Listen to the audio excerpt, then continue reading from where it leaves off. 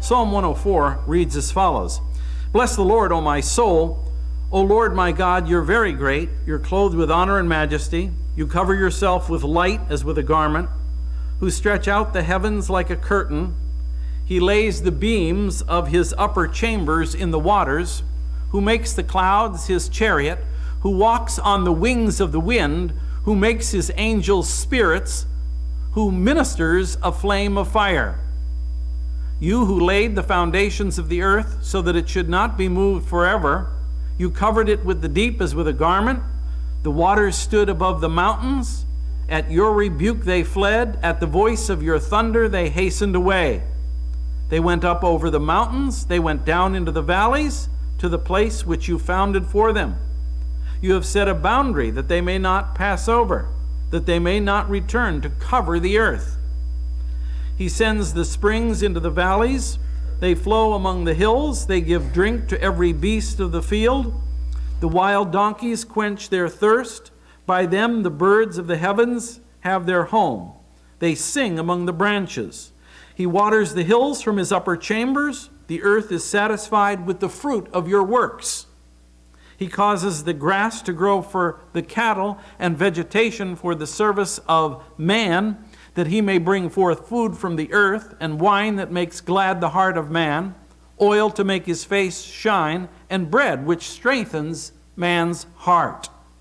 Verse 16, the trees of the Lord are full of sap, the cedars of Lebanon which he planted, where the birds make their nests, the stork has her home in the fir trees. The high hills are for the wild goats, the cliffs are a refuge for the rock badgers. He appointed the moon for seasons. The sun knows it's going down. You make darkness, and it is night, in which all the beasts of the forest creep about. The young lions roar after their prey and seek their food from God. When the sun rises, they gather together and lie down in their dens. Man goes to his own work, to his work, and to his labor until the evening. O Lord, how manifold are your works! In wisdom you have made them all. The earth is full of your possessions. This great and wide sea, in which are innumerable teeming things, living things, both small and great. There the ships sail about. There is that Leviathan, which you have made to play there. These all wait for you, that you may give them their food in due season. What you give them, they gather in. You open your hand, they are filled with good. You hide your face, they are troubled. You take away their breath, they die and return to their dust. You send forth your spirit, they are created, and you renew the face of the earth. May the glory of the Lord endure forever. May the Lord rejoice in his works. He looks on the earth, and it trembles. He touches the hills, and they smoke. I will sing to the Lord as long as I live. I will sing praise to my God while I have my being. May my meditation be sweet to him. I will be glad in the Lord.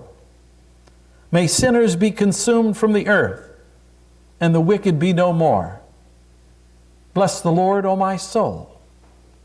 Praise the Lord.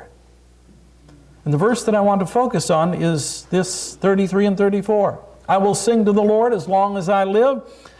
I will sing praise to my God while I have my being. May my meditation be sweet to him. Martin Andre Rosenoff, a name long associated with Thomas Edison, had worked in vain for over a year to soften the wax of phonograph cylinders by altering their chemical constitution. But the results had been disappointing over that year. Rosenoff later related how he mused night after night, trying to mentally cough up every theoretical and practical solution to the problem. And this is what he said: I could not shut waxes out of my mind, even in my sleep. Then it came like a flash of lightning. Suddenly, through headache and daze, I saw the solution. The first thing the next morning, I was at my desk, and half an hour later I had a record in the softened wax cylinder. This was the solution. I learned to think waxes, waxes, waxes. And the answer came without effort, although months of thought had gone into the mental mill. And that's a good example of what's involved in meditation, a word that historically has been prominent in Christian theology and Christian circles. Now, we don't ordinarily think of meditation as being an activity, but that's exactly what it is. Meditation is the action of the thoughts upon subjects which present themselves to the mind. Let me say that again. Meditation is the action of the thoughts upon subjects which present themselves to the mind. Or if you prefer, Webster's dictionary says the act of meditating, deep continued thought. 2, solemn reflection on sacred matters as a devotional act. And 3, oral or written material such as a sermon based on meditation. Now, the secular or the worldly minded man or woman may not consider it as such, but when they spend countless numbers of hours and an enormous amount of energy, and they are thinking and meditating about how to become physically attractive, how to be healthy, how to be wealthy, how to be happy, how to be famous, how to gratify their ambition, that's meditation. For example, when criminal minds carefully plan and organize a crime, such as murder, they are meditating, so that even the civil law acknowledges that, and it agrees and it distinguishes between involuntary manslaughter and premeditated murder. Yet it doesn't take premeditated murder to remind us that not every person's thoughts or their meditations tend toward that which is high, lofty, or pious. In fact, Psalm 10:4 says, "The wicked through the pride of his countenance will not seek God. God is not in all of his thoughts." Or as the NIV translates it, "In all his thoughts there is no room for God." And there's a reason for that. It's because man, born of woman, is born in sin. The psalmist said, "I was conceived in sin." He doesn't care to think about God. The natural man would prefer to think about himself, how to satisfy his own desires. The difference between unholy meditation and the psalmist's meditation in Psalm 104 revolves around the object or the subject of one's meditation.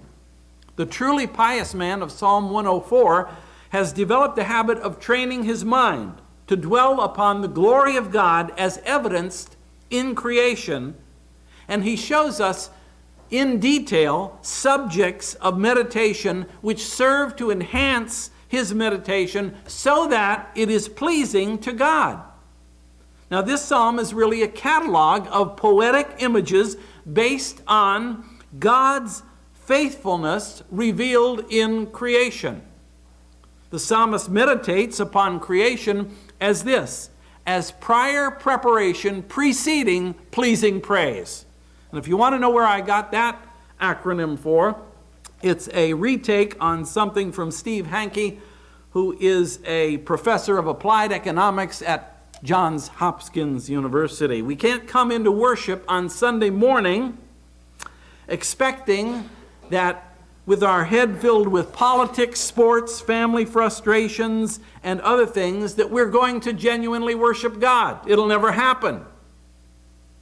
Doesn't work that way. The inventions of man are unsuitable and unstable for meditation. That is not where the psalmist went to get his subjects of meditation. that led to pleasing God. Instead, if we read these 35 verses, we find a neatly organized catalog of images. And these images serve to sweeten our psalmist's meditation for God.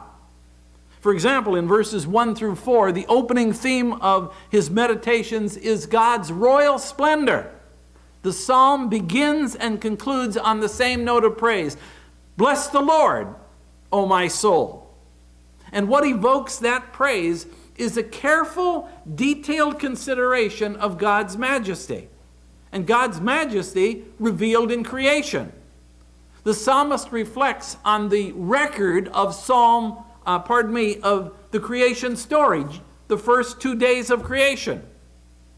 The days when God created light, and then he separated the sky and the water. And the psalmist speaks of God being clothed or robed in light, and then stretching out the heavens like a tent. God is setting up his abode, you see. And he's laying the beams of his upstairs chambers on the waters. And he's making the clouds his chariot. And he's riding on the wings of the wind. And God makes even the winds his messengers, and his servants flames of fire. I wonder this morning what the people in Florida think the winds that came to them in these last 2 hurricanes are saying. That's what the psalmist says. The winds are his messengers. I wonder what America is thinking.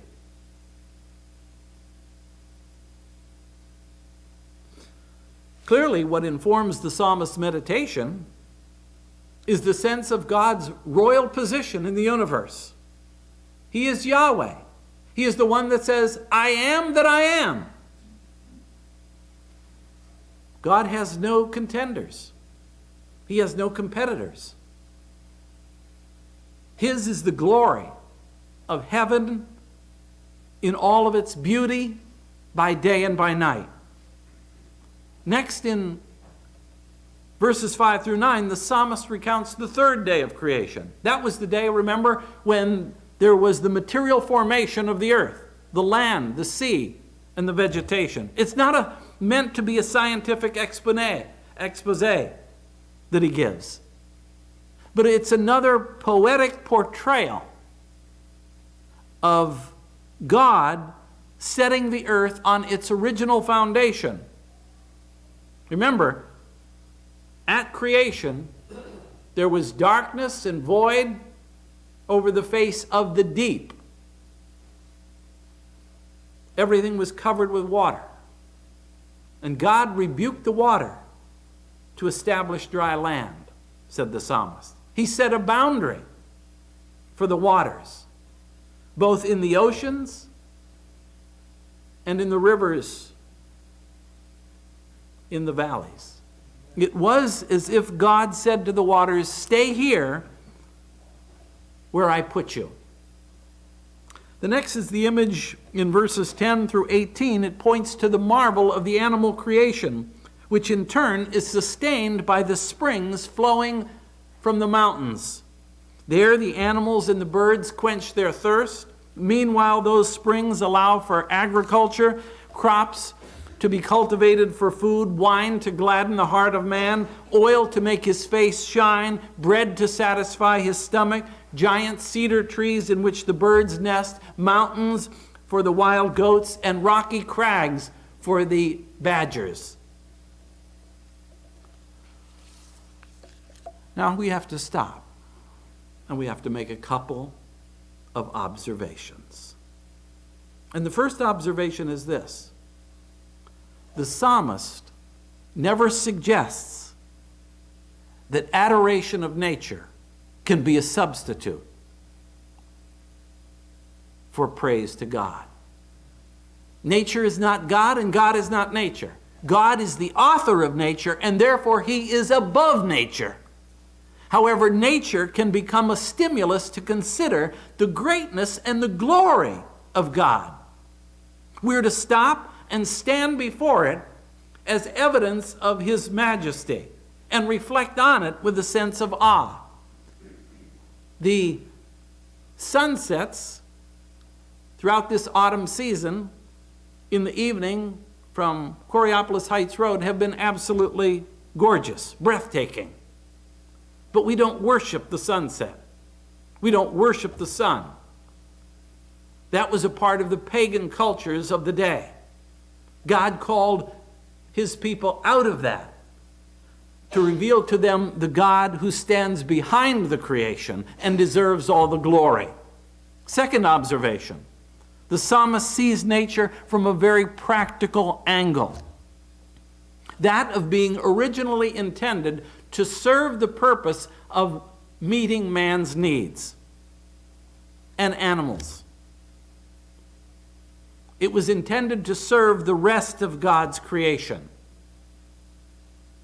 Consequently, all of this incredibly high-sounding, pontificating rhetoric about preserving this or that part of the planet from essential human use is a contradiction of what the Bible teaches. Now, one could hardly read Psalm 104 and come away justified in thinking that it would be better for people to freeze to death in their homes this winter than it would be to allow a pipeline to be built.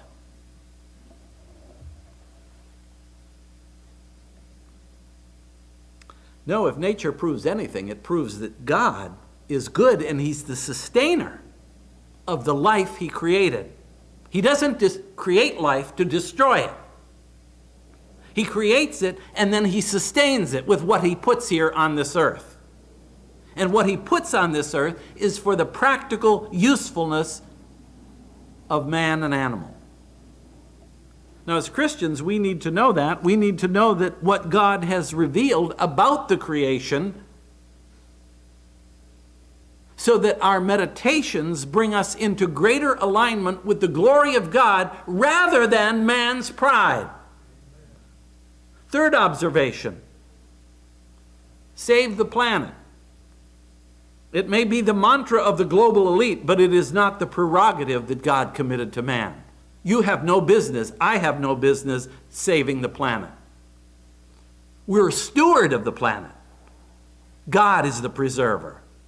And ultimately, if we're reading this Bible correctly, Peter says, nevertheless, we, according to His promise, look for new heavens and a new earth in which righteousness dwells. The one you're in right now will be burned up. That's its ultimate end. It won't be preserved. Man is a steward of the earth's existing resources.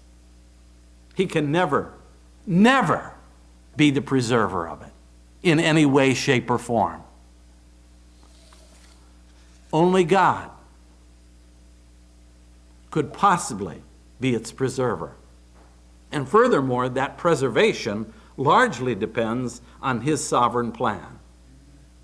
In fact, it exclusively depends on His sovereign plan, which He had in mind before the creation of the world, before there were centers that studied nature, that studied climate, that studied what was happening. God plans the future. And the future centers on His Son, Jesus Christ, who came to this planet to address the real pollution issue, which is this: the human heart.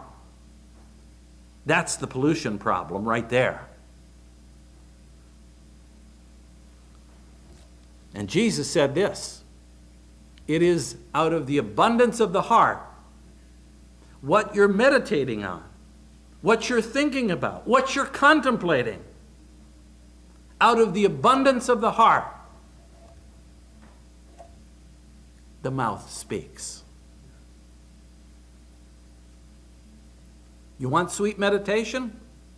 Or you want your meditation to be sweet before God? We don't tamper with God's sovereign plan. We don't tamper with His timetable. We acknowledge Him who came down from heaven to reconcile fallen man to Himself, to restore God's image in us. Have I been reconciled to this God through Jesus Christ, His Son? That is my business. That is what should concern me. That is the most worthy subject of immediate meditation for every man, woman, and child. Now, the second half of the psalm continues. There's 3 more brief categories which enhance the psalmist's meditation. In verses 19 through 23, the psalmist contemplates the regularity that God has built into the created world. Think of it. The moon representing the lunar calendar and the marking off of the seasons, the sun denoting the cycle of day and night, the movements of nocturnal animals hunting for their food through the night, those through the day, the sun rising, man going to his place of work. Everything is orderly. God is not the author of confusion. God is the author of peace, as in all the churches. The church should be a symbol of peace. It should be a symbol of unity. Are you complying with God's order? Or are you trying to fight it? See, when our lives are synchronized to God's orderly cycles built into the universe, day, night, work, sleep, eating well, eating food that is healthy, not damaging to your body, we'll experience the health and the peace that God intends for us to live with. Next, there's the world of creation that not only reveals the power and wisdom of God, but it reveals diversity in the glory of the animal kingdom. Verses 24 through 26, the sea is vast, it's spacious, it's teeming with creatures large and small, and over the top of them pass the ships of men. But have you ever meditated on the depths of the sea? Now, most of us don't think of snakes as an object of interest. When you think of a snake, you probably don't think of the sea, do you? I don't. But did you know that there are 69 species of snakes native to the ocean? And while I don't want to make you squirm, almost all of them are venomous, in case you're wondering. There are 2 groups of sea snakes, also known as coral reef snakes. There are the true sea snakes, and there are sea kraits. The bodies of the true sea snakes are so built that they can live completely in water, even giving birth in water, while the sea kraits can also go on land. Did you know that more than 80% of the ocean has never been mapped, explored, or even seen by humans? That's a far greater percentage of the surfaces of the moon and Mars that have been mapped and studied so far. The Apostle Paul wrote to the Roman Christians a meditation, and he said, "Oh, the depth of the riches, both of the wisdom and knowledge of God, how unsearchable are His judgments and His ways past finding out."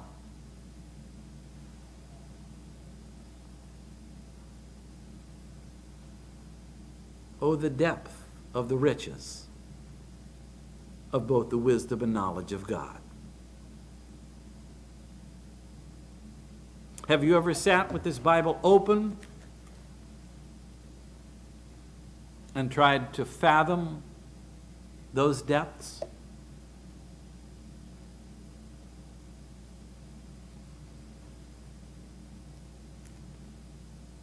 Finally, in verses 27 through 30, the psalmist meditates on the spiritual sustenance of all creatures.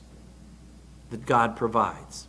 All those creatures on land, on sea, in the air, the wild, the domesticated, including all human beings, everything is dependent upon God, and they look to God, and they are satisfied with good things. All owe their breath to God's Spirit, and they cease the moment that God withdraws his breath.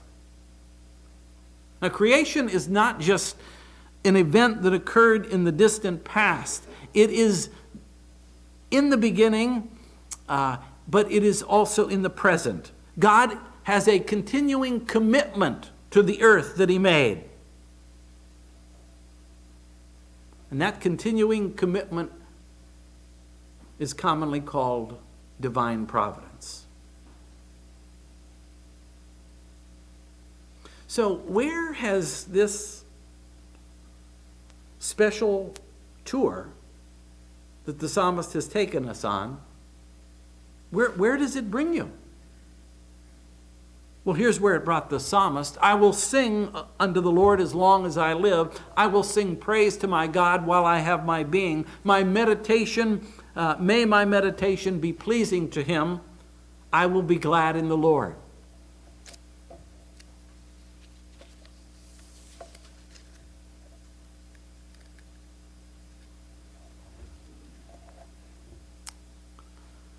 The fact of the matter is that you and I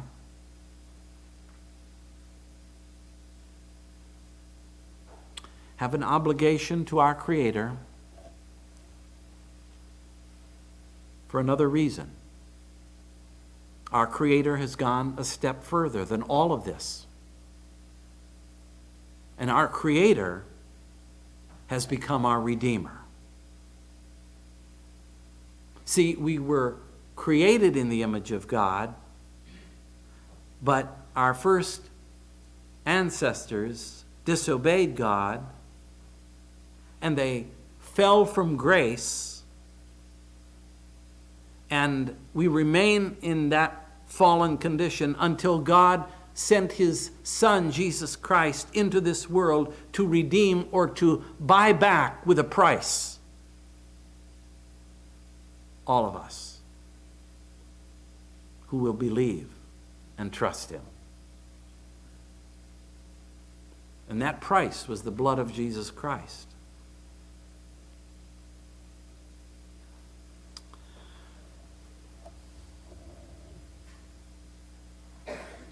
Have you ever meditated on that? Alfred B. Smith, born November 8th, 1916, in a small Holland Dutch community in northern New Jersey. He thought about it. And he put his meditation in the form of a question. And the question goes like this. I set the boundaries of the ocean vast, carved out the mountains from the distant past, molded a man from the miry clay, breathed in him life, but he went astray. I own the cattle on 1,000 hills. I write the music for the whippoorwills. Control the planets with their rocks and rills, but give you freedom to use your own will. I hold the waters in my mighty hand. Spread out the heavens with a single span. Make all creation tremble at my voice, but my own sons come to me by choice.